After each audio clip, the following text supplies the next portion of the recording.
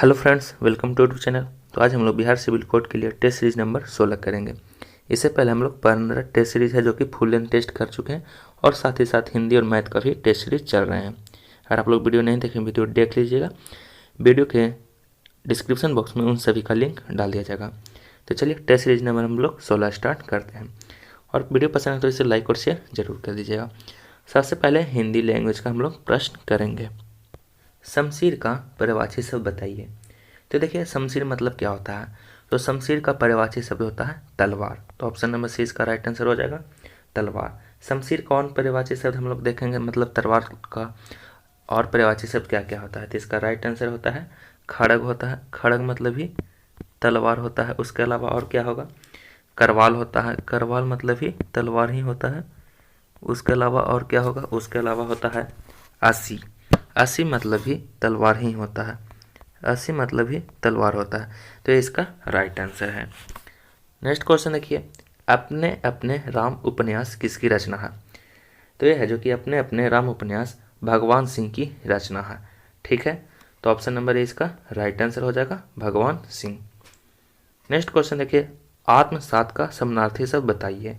तो आत्मसात का समानार्थी शब्द क्या होता है। तो इसका राइट आंसर होता है ग्रहण। ग्रहण है जो कि आत्मसात का समानार्थी शब्द होता है। नेक्स्ट क्वेश्चन देखिएगा, आधा तीतर आधा बटेर मुहावरे का अर्थ बताइए। तो आधा तीतर आधा बटेर मुहावरे का अर्थ क्या होता है। तो इसका राइट आंसर होता है बेमेल तथा बेढंगा होना। मतलब ये जो एक दूसरे से बेमेल हो, मतलब एक दूसरे के मेल नहीं खाता हो और एक बेढंगा हो। तो ऑप्शन नंबर डी इसका राइट आंसर हो जाएगा। नेक्स्ट देखिए, जैसे नागनाथ वैसे सापनाथ लोकोक्ति का अर्थ बताइए। तो देखिए जैसे नागनाथ वैसे सापनाथ लोकोक्ति का अर्थ क्या होता है। तो इसका राइट आंसर होता है सब एक समान दुष्ट और प्रकृति वाले। मतलब कि जैसा नाग होगा, जैसा सांप होगा, वैसा ही नागनाथ होगा। तो ऑप्शन नंबर बी राइट होता है। ऑप्शन नंबर बी इसका राइट आंसर हो जाएगा। मतलब कि देखिए जैसे खराब दोस्त है तो उसका दोस्त भी खराब ही होगा, मतलब संगति का असर है। तो ऑप्शन नंबर बी इसका राइट हो जाएगा। नेक्स्ट देखिए, जिस व्यक्ति में खाली स्थान नहीं वह कभी महान नेता नहीं बन सकता। तो जिस व्यक्ति में क्या नहीं होने पर वह कभी महान नेता नहीं बन सकता है। तो देखिए जिस व्यक्ति में धीरज नहीं होगा वह महान नेता कभी नहीं बन सकता है। तो option number C right answer हो जाएगा, धीरज। तो जिस व्यक्ति में धीरज, यहाँ पे धीरज नहीं है वह कभी महान नेता नहीं बन सकता है।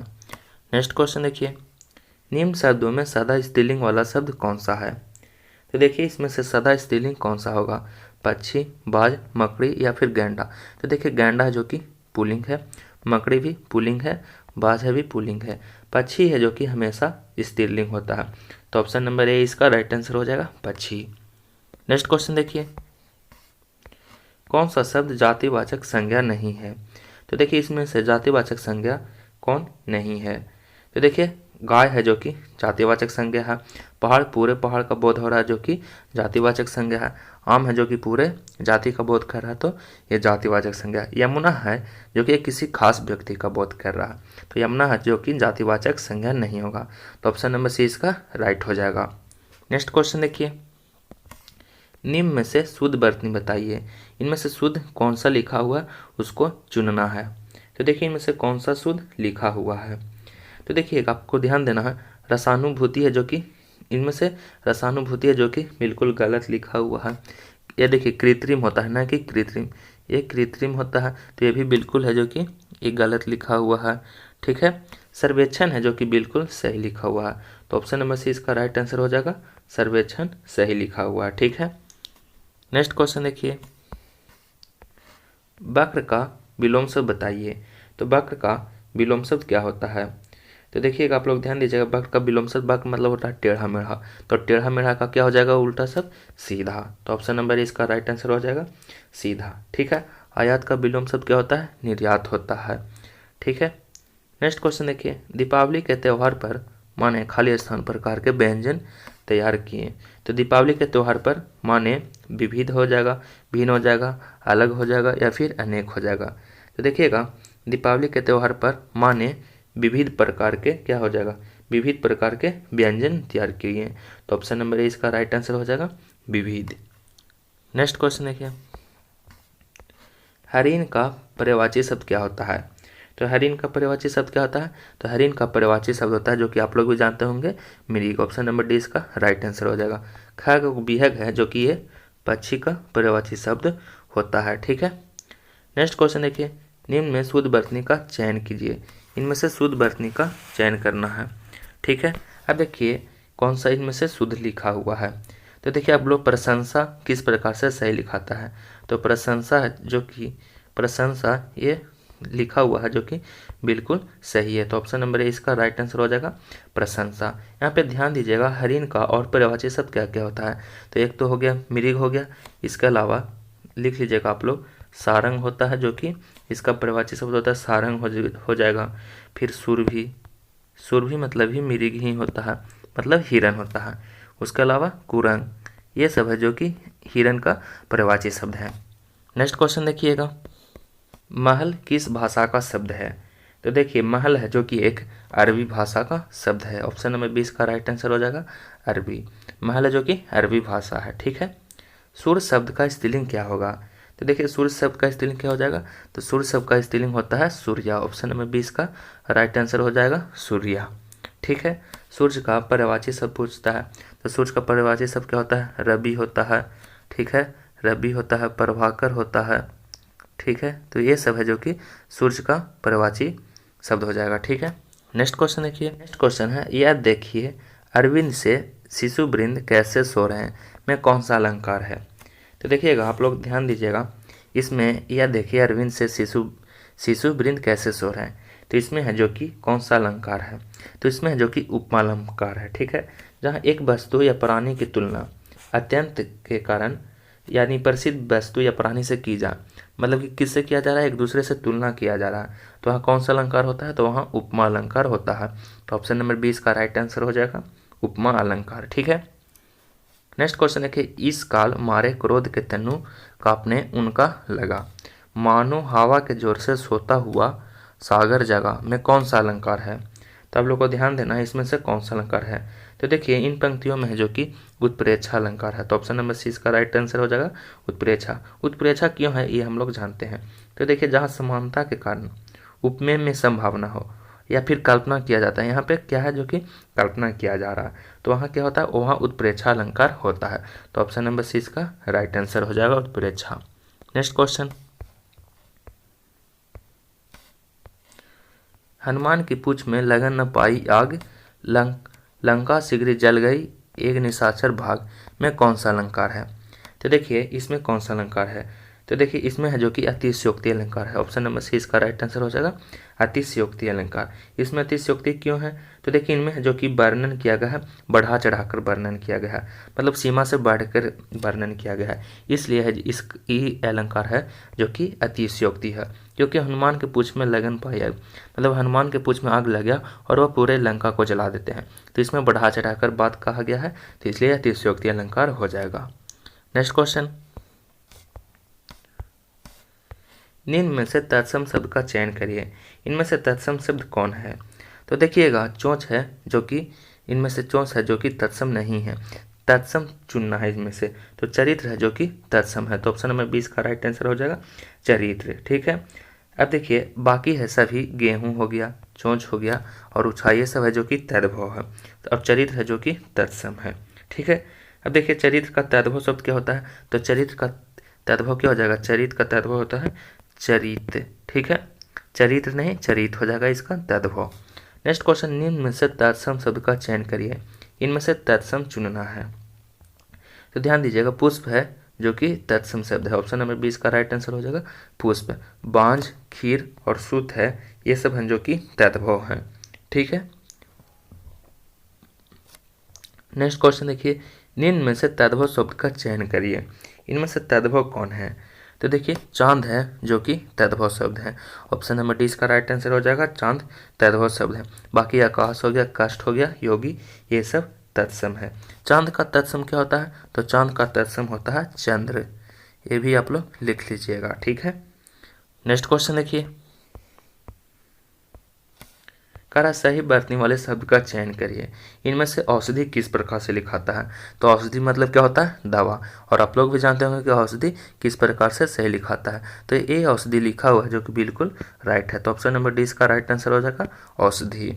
नेक्स्ट क्वेश्चन है सरस्वती का परिवाची शब्द बताइए।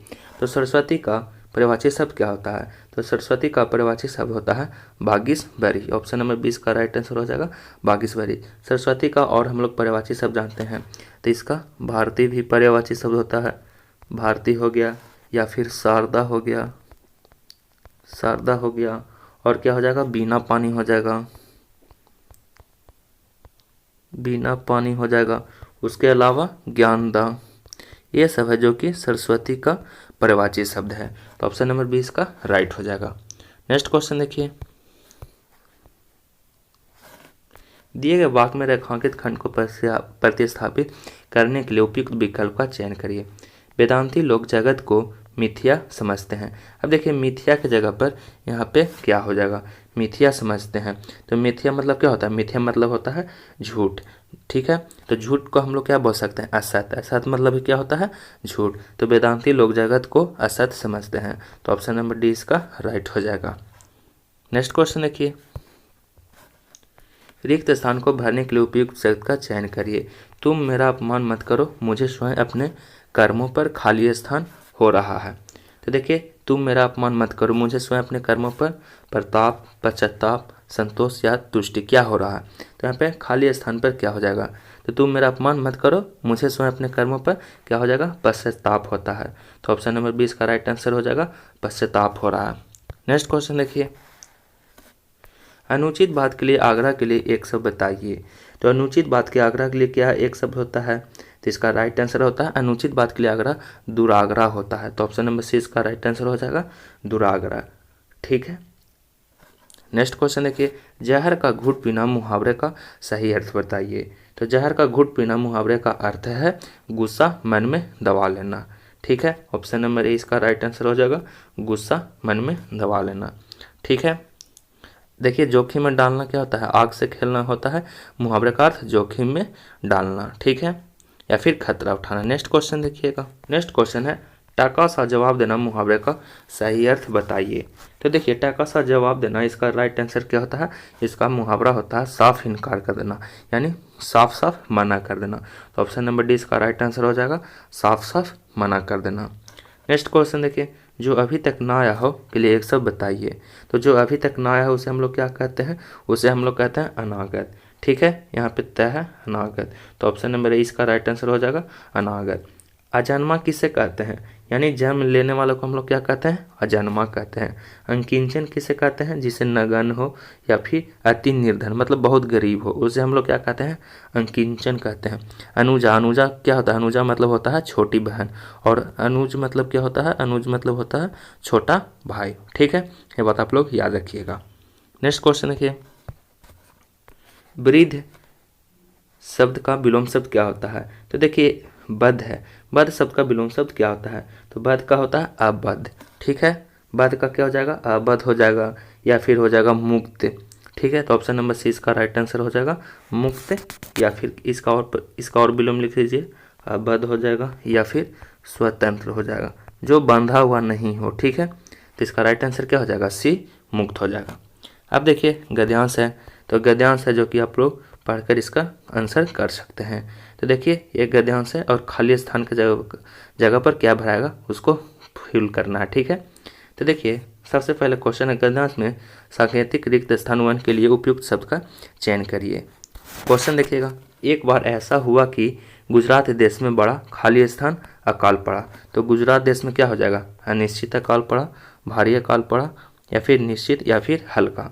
तो क्या हो जाएगा? तो एक बार ऐसा हुआ कि गुजरात देश में क्या भयंकर क्या हो जाएगा? भयंकर अकाल पड़ा। ठीक है, भयंकर या फिर भारी। तो ऑप्शन नंबर क्या है इसका राइट आंसर हो जाएगा बी भारी हो जाएगा। तो यहाँ पे क्या हुआ हो जाएगा? बी भारी हो जाएगा। ठीक है, उन दिनों गुजरात में कवि भारवी रहते थे। उन्होंने सोचा इस अकाल में चलकर राजा भोज को ही खाली स्थान ले। तो देखिए यहाँ पे दूसरे जगह पर क्या भराएगा? तो यहाँ पे हम लोग ऑप्शन देखते हैं। दूसरे के जगह पर क्या हो जाएगा? खबर हो जाएगा, शरण हो जाएगा, या समाचार हो जाएगा, फिर सूचना। तो तो यहाँ पे हम लोग क्या लेंगे, ठीक है। तो ऑप्शन की जगह पर क्या फिल हो जाएंगे, ठीक है। तो देखिए अब हम लोग वहाँ पे क्वेश्चन देखते हैं। तो उन दिनों गुजरात में कवि भारवी रहते थे, उन्होंने सोचा इस काल में चलकर राजा भोज की ही क्या ले, तो यहाँ शरण लें। तो यहाँ पे क्या हो जाएगा, यहाँ पे हो जाएगा शरण लें। तो ऑप्शन नंबर 20 का राइट आंसर हो जाएगा शरण लें, ठीक है। नेक्स्ट देखते हैं, नेक्स्ट में क्या कह रहा है। उन्होंने सोचा इस काल में चलकर राजा भोज की ही शरण लें, वह विद्वानों का खाली स्थान करता है। तो वह विद्वानों का क्या करता है, तो वह विद्वानों को क्या करता है। अब हम लोग ऑप्शन देखते हैं। तो वह विद्वानों का क्या करता है, तो वह विद्वानों को हमेशा आदर करता है। तो ऑप्शन नंबर डी इसका राइट आंसर हो जाएगा आदर करता है, ठीक है। अब देखिए आगे क्या है लिखा हुआ, वह विद्वानों को आदर करता है और ध्यान भी देता है, ठीक है। कवि की स्त्री को यह बात खाली स्थान आई। अब देखिए 34 में क्या हो जाएगा। तो 34 में कवि को स्त्री को क्या बात आई, तो ये बात पसंद आई। तो ऑप्शन नंबर डी इसका राइट आंसर हो जाएगा पसंद आई, ठीक है। अब नेक्स्ट देखिए 5 में क्या वहाँ पे फिल हो जाएगा। दोनों स्त्री पुरुष राजा भोज के खाली स्थान में जाने के लिए निकल पड़े। तो कहाँ जाने के लिए निकल पड़े, तो देखते हैं ऑप्शन में क्या क्या लिखा है। तो देखिए राजा भोज में हमेशा क्या उनका दरबार लगता है, ठीक है। तो उनके दरबार में जाने के लिए दोनों तैयार हो गए। तो ऑप्शन नंबर 20 का राइट हो जाएगा। गद्यांश आसान आसान पूछे जाते हैं, आप लोग बस कहानी के जैसा रहता है उसे आप लोग पढ़ कर भी भर सकते हैं, ठीक है। अब हम लोग इंग्लिश लैंग्वेज का प्रश्न करते हैं। देखिए क्वेश्चन है, select the word which mean the same as the group of word given, one who loves mankind. तो देखिए एक क्वेश्चन पूछता है, आप लोग स्टार लगा लीजिएगा, ठीक है। बहुत ही इंपॉर्टेंट क्वेश्चन है और इसमें जो ऑप्शन है वो भी इंपॉर्टेंट है। तो देखिए वन हु लव्स मैनकाइंड मतलब वन हु लव्स मैनकाइंड मतलब क्या होता है, जो मानव जाति से प्रेम करता है उसे हम लोग क्या करते हैं, तो उसे हम लोग फिलैंथ्रोपिस्ट कहते हैं। ऑप्शन नंबर ए इसका राइट आंसर हो जाएगा। देखिए मिसोगैमिस्ट किसे कहते हैं, मतलब औरत से घृणा करने वाला को हम लोग मिसोगैमिस्ट कहते हैं। फिर मिसोजीनिस्ट किसे कहते हैं, तो मिसोजीनिस्ट किसे कहते हैं, मिसोजीनिस्ट कहने का अर्थ है औरत से घृणा करने वाला, और मिसोगिमिस्ट का अर्थ है शादी से नफरत करने वाला, ठीक है। और मिसैंथ्रोपिस्ट किसे कहते हैं, तो मानव जाति से नफरत करने वाले को हम लोग मिसैंथ्रोपिस्ट करते हैं। तो इसका राइट आंसर हो जाएगा one who loves Mankind philanthropist, ठीक है। नेक्स्ट क्वेश्चन देखिए, select the synonym of the given word apparent. Apparent का सैनोनिम बताइए। तो देखिए एपरेंट मतलब होता है स्पष्ट, इसका हिंदी क्या होता है स्पष्ट। तो इसका सैनोनिम्स क्या हो जाएगा, एपरेंट का सैनोनिम्स क्या हो जाएगा ओब्वियस। ओब्वियस मतलब होता है भी स्पष्ट। तो ऑप्शन नंबर सी इसका राइट आंसर हो जाएगा, ठीक है। इसका और सैनोनिम्स क्या हो जाएगा क्लियर। क्लियर मतलब ये होता है स्पष्ट, स्पष्ट कह देना, ठीक है। तो इसका ओब्वियस हो जाएगा, क्लियर हो जाएगा। देखिए कॉन्सील्ड, कॉन्सील्ड मतलब क्या होता है, कॉन्सील्ड मतलब होता है छिपा हुआ। लैटेंट मतलब गुप्त होता है, और हिडन मतलब भी क्या होता है, हिडन मतलब भी क्या होता है छिपा हुआ। नेक्स्ट क्वेश्चन देखिएगा, select the meaning of the given idiom phrase under A cloud. Under A cloud का आइडियम फ्रेज बताइए। तो देखिए अंडर ए क्लाउड मतलब होता है संदेह के घेरे में होना, ठीक है। इसका क्या अर्थ होता है, संदेह के घेरे में होना, संदेह के घेरे में होना होता है। आप लोग नोट डाउन कर लीजिएगा या फिर आप लोग याद कर लीजिएगा, ठीक है। संदेह के घेरे में होना, अब देखिए संदेह के घेरे में होना होता है, ठीक है। अब देखिए तो इसका राइट आंसर क्या हो जाएगा, तो देखिए क्या हो जाएगा अंडर सस्पिशन। तो अंडर सस्पिशन मतलब क्या होता है, संदेह के घेरे में होना, ठीक है। नेक्स्ट क्वेश्चन देखिएगा, नेक्स्ट क्वेश्चन है select the most appropriate to word fill in the blanks, his proposal was not खाली स्थान टू मी। तो देखिए प्रपोजल को हमेशा क्या किया जाता है, तो प्रपोजल को हमेशा क्या किया जाता है, एक्सेप्ट किया जाता है, यानी स्वीकारा जाता है। तो क्या हो जाएगा इसका right answer, he proposal was not acceptable to me. तो ऑप्शन नंबर सी इसका राइट आंसर हो जाएगा, ठीक है। नेक्स्ट क्वेश्चन देखिए,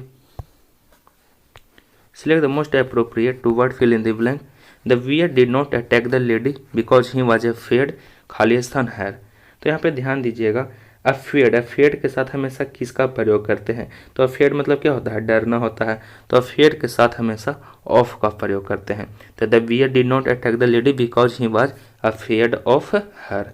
तो ऑप्शन नंबर 20 का राइट आंसर हो जाएगा, ठीक है। नेक्स्ट क्वेश्चन देखिए, select the antonym of the given word. Convicted, convicted का उल्टा सर बताइए। तो कन्विक्टेड मतलब क्या होता है? आरोपित होता है। आरोपित या फिर दोषी भी कह सकते हैं, ठीक है, आरोपित या फिर दोषी भी लिख सकते हैं इसका। तो इसका उल्टा शब्द पूछ रहा है, एंटोनिम पूछ रहा है, तो इसका राइट आंसर क्या हो जाएगा?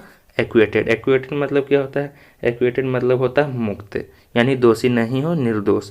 तो ऑप्शन नंबर ए इसका राइट आंसर हो जाएगा।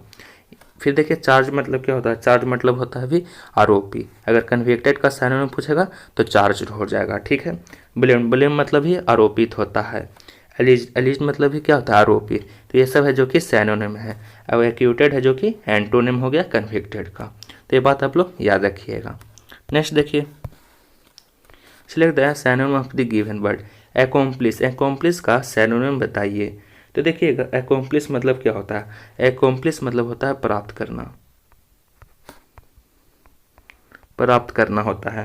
तो इसका सिनोनिम्स क्या हो जाएगा? इसका सिनोनिम्स हो जाएगा अचाइव। अचाइव मतलब ये क्या होता है? प्राप्त करना, ठीक है। तो ऑप्शन नंबर डी इसका राइट आंसर हो जाएगा अचाइव। हिंडर, हिंडर मतलब क्या होता है? रोकना होता है। लॉज, लॉज मतलब क्या होता है? खोना होता है, ठीक है। फेल, फेल मतलब तो आप लोग जानते होते हैं असफल होता है इसका मतलब। नेक्स्ट क्वेश्चन देखिए, select the most appropriate to word fill in the blank. A number of people, खाली स्थान, to watch the live performance last night. तो देखिए यहाँ पे फिल इन द ब्लैंक्स के जगह पर क्या फिल होंगे? तो देखिएगा लास्ट नाइट। लास्ट नाइट मतलब क्या होता है? पिछला रात, यानी गुजर चुका है, यानी यहाँ पे क्या भूत का प्रयोग कर रहा है। तो क्या हो जाएगा? ए नंबर ऑफ पीपुल, खाली स्थान, to watch the life performance last night, मतलब जो बीत चुका हो, ठीक है। तो उसके लिए क्या हो जाएगा? तो उसके लिए फिल इन द ब्लैंक्स की जगह पर क्या हो जाएगा? तो number of people, number of people, और जो नंबर ऑफ पीपल मतलब पीपल यानी जनता का भीड़ है, उसे हम लोग क्या कहते हैं? गैदर्ड कहते हैं। तो गैदर क्या हो जाएगा? Number of people gathered to watch the live performance. तो ऑप्शन नंबर ए इसका राइट आंसर हो जाएगा गैदर्ड, ठीक है। नेक्स्ट क्वेश्चन देखिए, select the antonym of the given word. Diminish, diminish का एंटोनिम बताइए। तो देखिए डिमाइनिश मतलब होता है कम करना, कम करना या फिर घटाना, कम करना या फिर घटाना होता है। तो इसका उल्टा सब पूछ रहा है, तो इसका क्या हो जाएगा? उल्टा सब बढ़ाना। तो बढ़ाना का क्या होता है? आप लोग भी जानते होंगे। इसका राइट आंसर क्या हो जाएगा? इंक्रीज। इंक्रीज मतलब क्या होता है? बढ़ाना। और डिक्रीज इसका सिनोनिम्स हो जाएगा। डिमाइनिश का सिनोनिम्स क्या हो जाएगा? डिक्रीज, या फिर रिड्यूस भी हो जाएगा इसका सिनोनिम्स। डिवाइड, डिवाइड मतलब आप लोग भी जानते होंगे। डिवाइड मतलब होता है भाग देना या फिर घटाना, ठीक है। तो इसका राइट आंसर हो जाएगा डिमाइनिश का क्या पूछ रहा है? एंटोनिम इंक्रीज हो जाएगा। नेक्स्ट क्वेश्चन देखिए, select the incorrectly spelled word. अब जो गलत लिखा हुआ है उसे चुनिए, ठीक है। कौन सा गलत लिखा हुआ है? तो यूजुअल बिल्कुल सही लिखा हुआ है, मैनुअल बिल्कुल सही लिखा हुआ है, म्यूचुअल भी बिल्कुल सही लिखा हुआ है, ग्रेजुअल है जो कि बिल्कुल गलत लिखा हुआ है। देखिए ग्रेजुअल का, ग्रेजुअल किस प्रकार से सही लिखाता है? तो GRADUAL होता है, न कि जे होता है।